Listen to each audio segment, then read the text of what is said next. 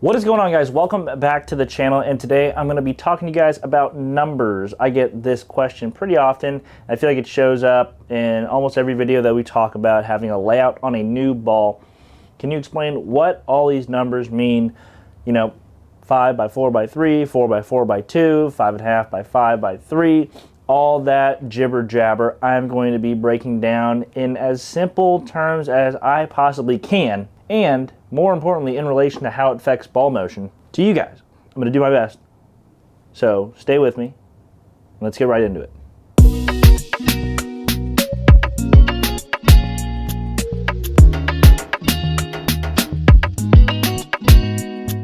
All right, so I'm just going to focus the camera mainly on the bowling balls right here. So for those of you who are excited to see my pretty face, sorry to hear that. Try the next video. But here we have a lightning blackout over here and a virtual energy blackout, both laid out with the same layout. And I'm just going to kind of explain some things and some terms. So typically with the pin buffer layout system, which is what we're focusing on today, not doing dual angle because that's just not what I use. For me, I've always just used pin buffer layout system. It's very straightforward, very self-explanatory, and I just like it. So I'm just going to define some terms. The most important thing when trying to use these layouts is knowing your positive axis point or your PAP. Your PAP is pretty much an indicator of how you release it and how we can use that point to manipulate the dimensions of the core, to work to your advantage. So once you get your PAP and kind of determine what kind of ball and what kind of motion you're looking for, you go into your Pro Shop operator, you come into TV Bowling Supply, you tell me what you want, and I'm going to give you what you want, but I'm going to explain it to you how we get there. So on both of these bowling balls here, I put the same layout, 5 by 4 by 3. It's just some generic layout. I didn't want to use 4 by 4 by 2 because I just didn't feel like it, so 5, 4, 3. First of all, the first thing to notice is the difference between an asymmetrical ball and a symmetrical ball. What the difference is the asymmetric ball has a third dimension that you can manipulate called the mass bias, or the preferred spin axis, PSA. So that would be this little point down here for this blackout. Virtual energy, I should call it virtual energy because they're both blackouts. But what that does, like I said, gives you another dimension to manipulate the motion of this ball. If you look here on the Lightning, it does not have that point. And you sort of need to identify a PSA. You don't have to, but in order to do it the textbook way, to do the pin buffer layout the textbook way, you should mark a PSA. So typically with a symmetrical ball, where you just have two markings, the pin and the CG, you just draw a line straight through the CG from the pin, and you'll mark 6 3/4 of an inch of the way down. Now, why it's 6 3/4 inches is because 6 3/4 inches is a quarter of a way around the ball, right? So the whole ball altogether is 6 3/4 multiplied by 4. So that is 27 inches, I believe, hopefully. So that's a quarter way around the ball. For an asymmetrical ball, you just use that mass bias. That is your PSA. That is the Z-axis, I believe. I'm not even going to get into the technical stuff. I'm not a physicist, so I'm not going to talk about it. But anyways, back to laying out the ball. So we have our points identified. We have the pin, which our first measurement for the pin buffer layout system is going to be your pin to PAP. We have our PSA to PAP, which is going to be your second measurement.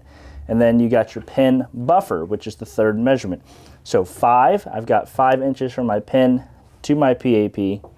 4, I've got 4 inches from my PSA or mass bias to PAP, and 3 inches, which is the distance from the pin to the vertical axis line there, which is the vertical axis line is the line going through the PAP tangent to that pin buffer arc. That's how you create your VAL with the pin buffer layout system.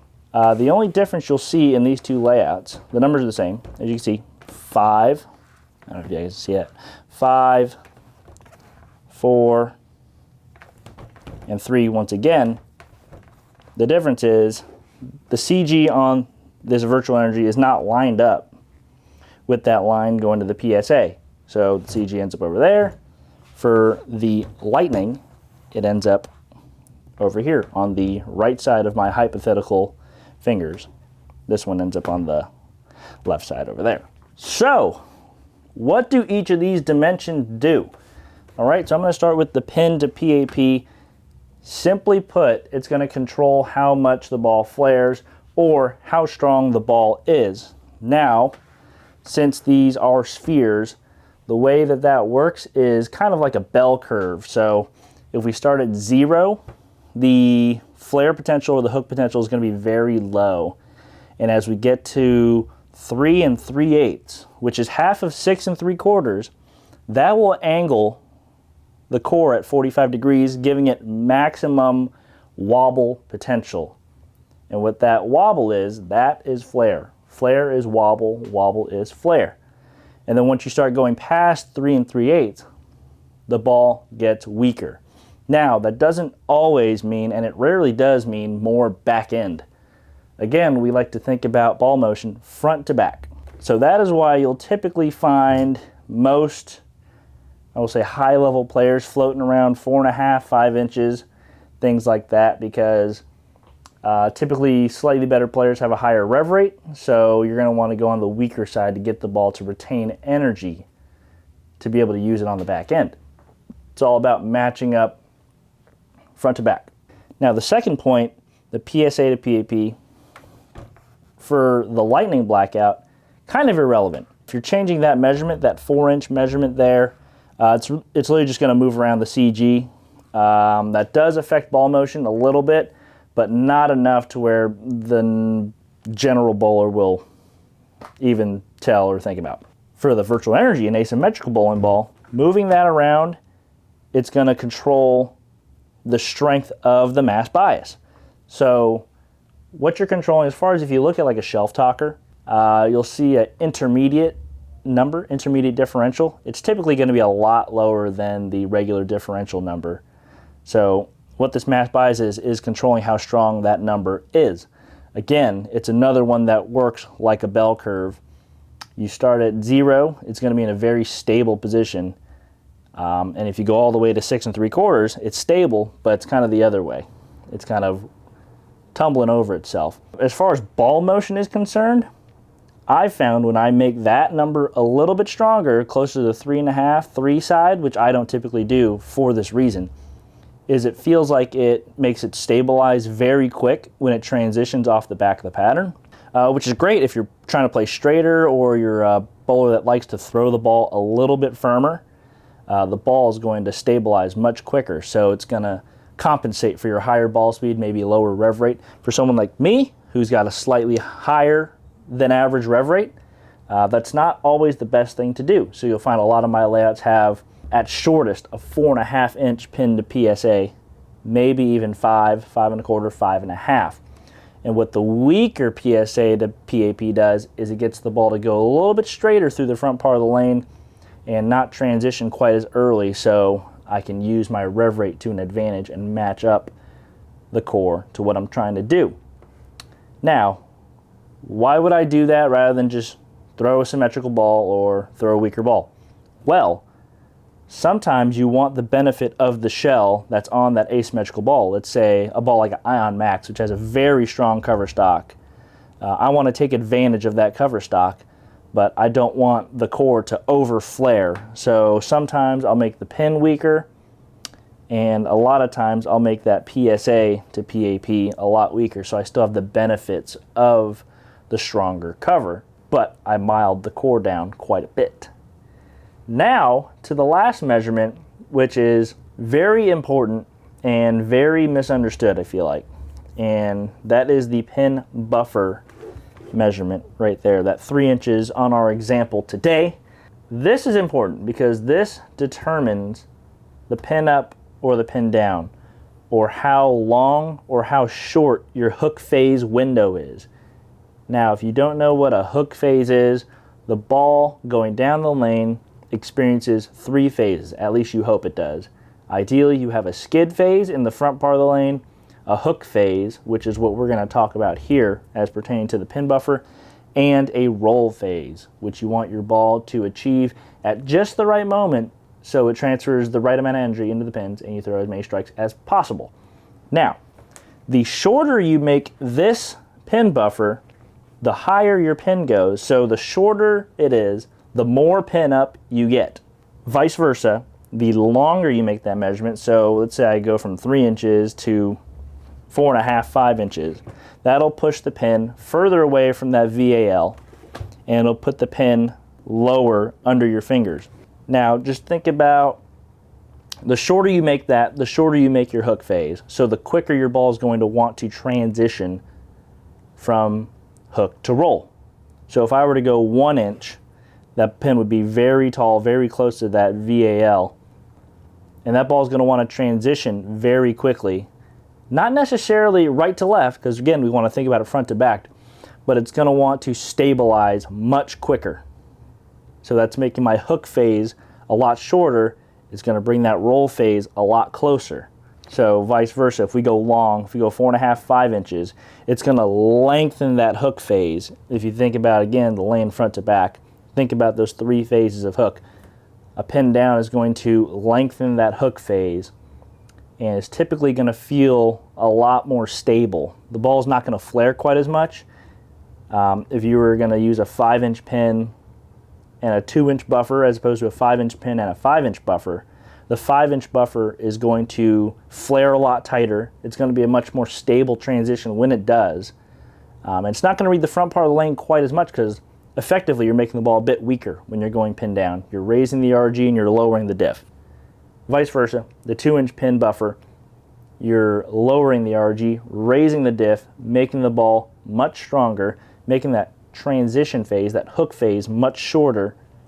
And typically it's going to be better when you're blowing a lot more oil, longer patterns where you have less of the hook down lane. Let's say you're blowing 45 feet, you only got 15 feet of hook before you hit the head pin, so you're going to need a ball that transitions a bit quicker. Now, we know that the core is not the only thing that controls ball motion, so don't take layouts as the end-all be-all, because you do have to match that with the cover stock, the kind of ball that it is, surface prep, strength of the cover, all that stuff. So just because you're bowling on a long pattern doesn't necessarily mean that you always need to throw a short pin buffer ball. You have to match it up to what the lane is giving you. But that is a way to think about your layouts. If you see certain characteristics of your bowling balls, you're not seeing certain shapes that you want on certain patterns, if you're a sport pattern bowler, or even if you're a house shot bowler. Let's say you are a little bit of a slower ball speed bowler on a house shot and you feel like you leave a lot of flat tens. You may want to try with a longer pin buffer to lengthen your hook phase because you are a little bit lower ball speed, which probably makes you a little bit more on the rev dominant side, even if your rev rate isn't that high. Lengthening that pin buffer is going to let your ball transition a little bit slower, a little bit smoother, and help you retain a little bit more energy for the back end. So these are things that you should talk to your pro shop operator for, and things that you need to consider when drilling your next bowling ball. But that's it, guys. That is the lowdown on what all these numbers mean when you hear those 3 single-digit numbers that me and Chris talk about when we're throwing new balls. This is what we're talking about. And if you have any more questions, just shoot them down in the comments down below. I'm pretty sure I missed something that I should have explained that I didn't. So if you need any more clarification about anything, leave it down in the comments. I'll try to reply to ones that I feel like are relevant replying to. Ones that are stupid, I'm not going to reply to those. But if I don't reply, that doesn't mean your comment was stupid. But just know that stupid ones I'm not going to reply to. But that is it. The pin buffer layout system by Storm, very self-explanatory. Pin to PAP, PSA to PAP, pin buffer. That is what those 3 numbers mean. You could also look up a more technical video series by Storm. If you just search up pin buffer layout system, it'll come up. Alex does a great experiment manipulating each of the 3 elements of the pin buffer layout system, the pin to PAP, PSA to PAP, and the pin buffer. So you can watch this as kind of a precursor to that. And then if you want a more technical explanation, you can go on over there and check that out. It's really good. It really shows you how the different measurements and changing them really manipulates ball motion, and you can try and use that information to increase your scores, because matching up the right ball and ball layout to the lanes that you're bowling on is paramount. But that is it, guys. Thank you guys so much for watching. We're on the way to 40,000 subscribers. Slowly but surely getting there. We're going to get there. We're way within 1,000. We're within like 600 or something like that. So you know what we do. At 40,000, we're going to give away a free bowling ball to 1 lucky viewer. But that is it, guys. Pin buffer layout system explained, sort of.